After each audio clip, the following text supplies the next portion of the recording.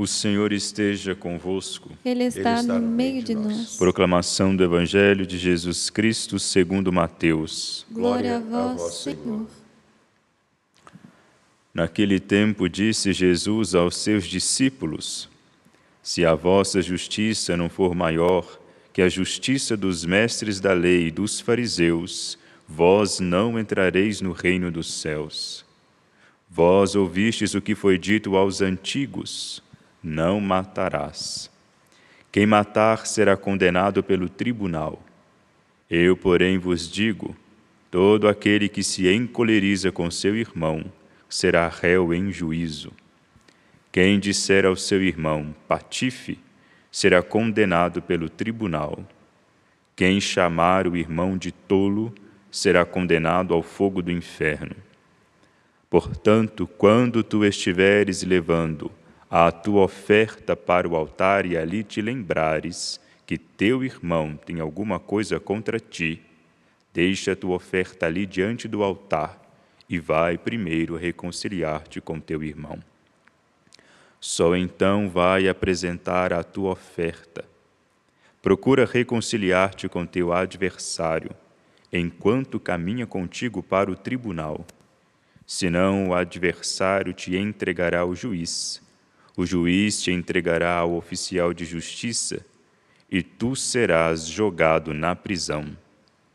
Em verdade eu te digo, ali não sairás, enquanto não pagares o último centavo.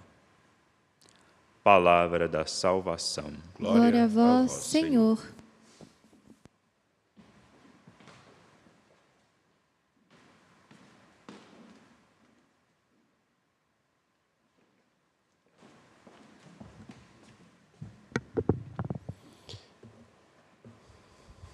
Se levardes em conta nossas faltas, quem haverá de subsistir? Das profundezas eu clamo a vós, Senhor, escutai a minha voz. Vossos ouvidos estejam bem atentos ao clamor de minha prece. É o Salmo 129, 130. Aquele que clama do mais profundo de si, ou dos abismos existenciais ao Senhor nosso Deus, precisa ter a certeza de que Ele, nosso Deus, o escuta. Precisa ter a certeza de que Ele está atento aos clamores da sua prece. Um salmo marcado por uma profunda necessidade de ressaltar algo que é nosso, muito nosso. A nossa sensação de que parece não sermos escutados, parece não sermos atendidos, parece não sermos levados em conta. Entretanto, o profeta Ezequiel traz algo muito particular. Pensa-se que é a conduta dele, é a atitude dele, de nosso Deus, que nos escuta ou não. Afinal de contas, roda-se por tantos lugares uma interpretação na qual, e ela cresce, na qual seremos atendidos, seremos escutados, seremos acompanhados, seremos protegidos por Deus a partir da nossa pureza. Seremos acompanhados, cuidados por Ele, se formos bons. E aqueles males que acontecem ao nosso redor, aqueles males que vão acontecendo ao longo da história, seriam, na verdade, castigos. Ainda existe essa compreensão. Existe também uma outra compreensão que pode nos levar a pensar exatamente: se levardes em conta nossas faltas, quem haverá de subsistir? É aquela na qual nós estamos tão acostumados com tudo, e essa mentalidade está tão evidente, que tudo passa, tudo é superável, nenhum mal pode ser levado em conta. Quase que não existe um mal, não existe um proceder inadequado, não existe uma indiferença instalada. E então, vemos na necessidade de sermos escutados como que uma cobrança. Por quê? Como se Deus não estivesse atento a tudo que nós somos capazes de, nas nossas opções inadequadas, gerar como mal, como se Ele superasse isso e Ele tivesse também a obrigação de nos atender. E quando Ele não nos atende, não é o Deus que realmente estamos servindo. Como Ele não nos atende, então precisamos procurar um outro lugar onde Ele então estará e irá nos atender. Deixarei desenhado com muita clareza. Alguns acham que Deus não nos escuta e não nos acompanha porque nós somos impuros demais. Então, ele pede que Deus o escute para que ele tenha pelo menos a consolação de Deus olhá-lo, mas ele não se reconhece como digno. A outra que acabei de dizer é essa. É aquela na qual Deus não está nem aí para o que nós fazemos. Na verdade, o que importa é sermos nós mesmos e, por isso, então, aquilo que vemos de maldade no nosso lugar, no nosso meio, é mera coincidência da história ou mera circunstância de escolhas que vão passando.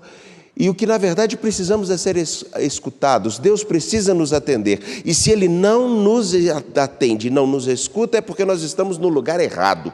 Então, nós precisamos procurar lugares aonde Ele vá nos atender. Acho que ficou claro, Diácono?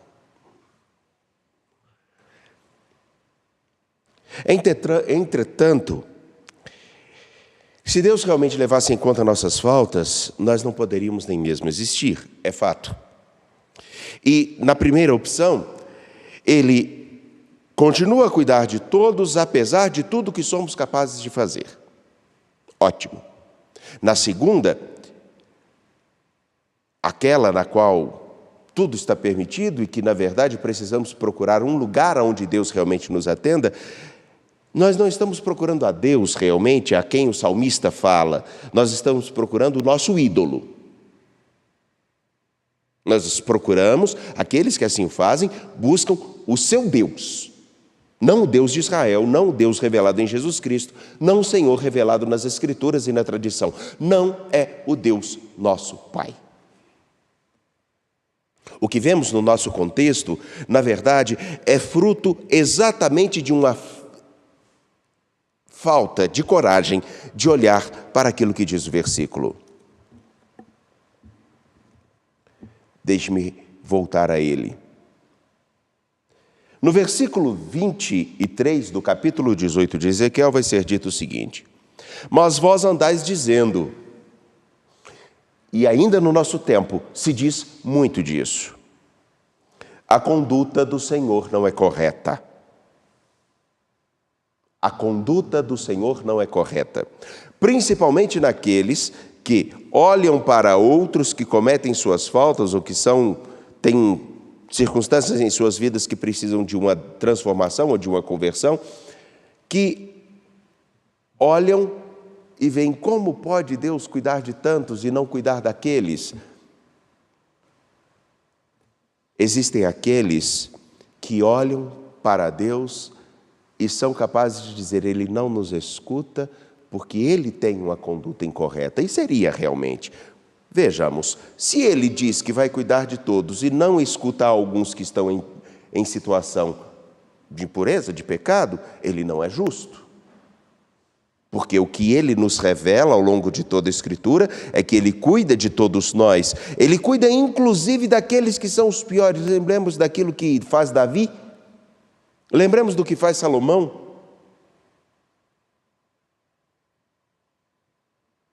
Lembremos o que fez Pedro.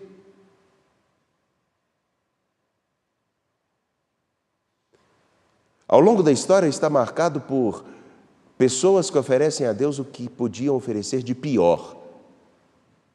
E Ele, na sua benevolência, continua a cuidar de todos esses homens.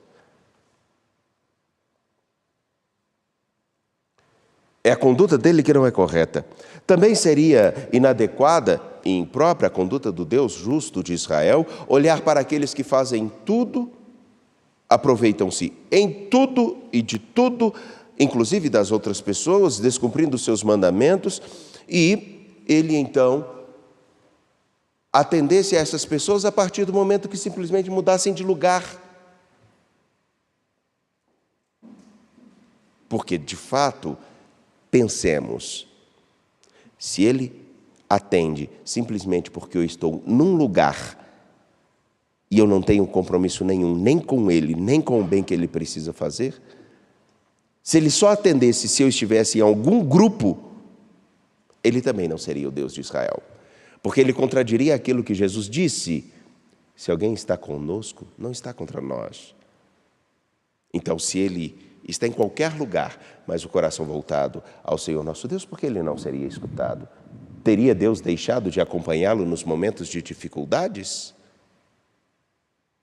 Ou Deus só seria reconhecido a partir do momento que atendesse às vontades dele?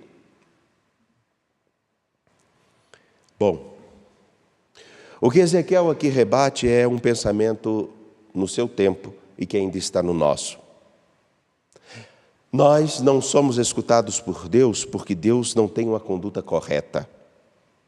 Os males que passamos na história e na vida são porque Deus nos abandonou, não cuida de nós. É por isso que no versículo 25, vai ser dito: mas vós andais dizendo, a conduta do Senhor não é correta. Ouvi vós, casa de Israel, povo meu, é minha conduta que não é correta, ou antes é a vossa conduta que não é correta? É o que vocês vivem, o modo com que vocês vivem, o que vocês fazem uns com os outros que não é correto, ou sou eu? Os males pelos quais vocês passam é por minha culpa ou por aquilo que vocês plantam entre vocês? As dificuldades do tempo presente que vocês vivem são porque eu realmente desejo isso, eu que fiz tudo para com vocês?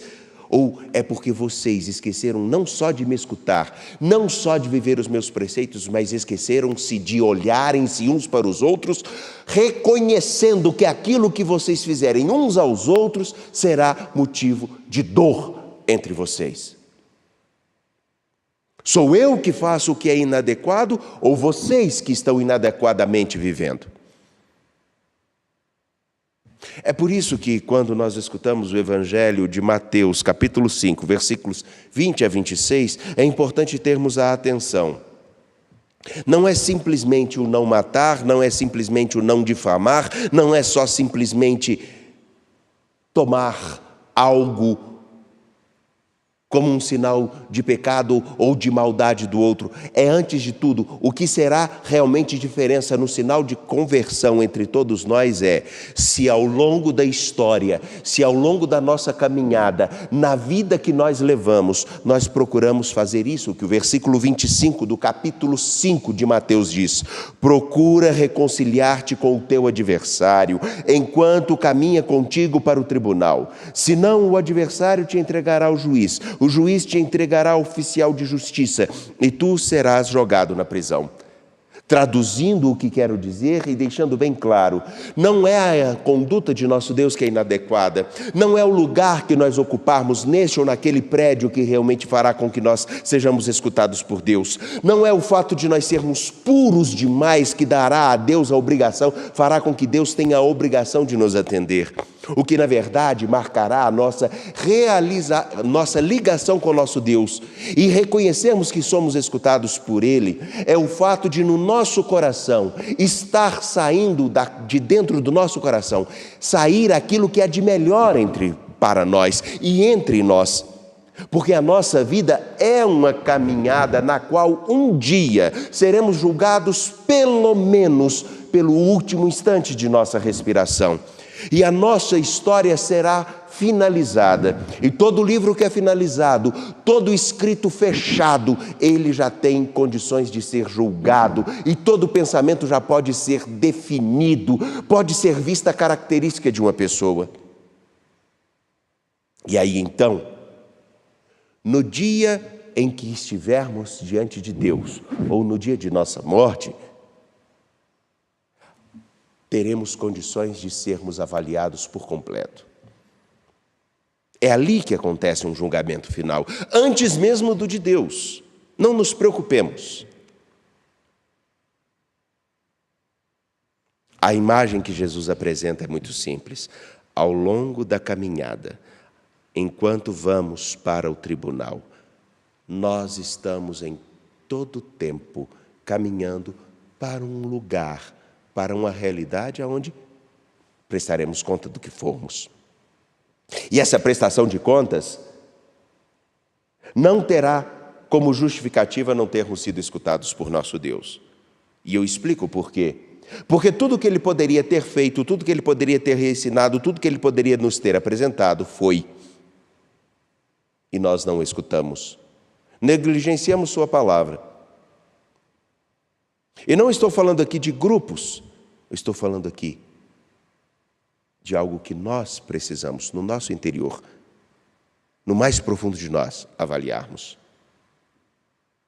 Esse tempo corre por aí uma música na qual se diz: fazemos correntes, fazemos campanhas, e tudo para nós mesmos.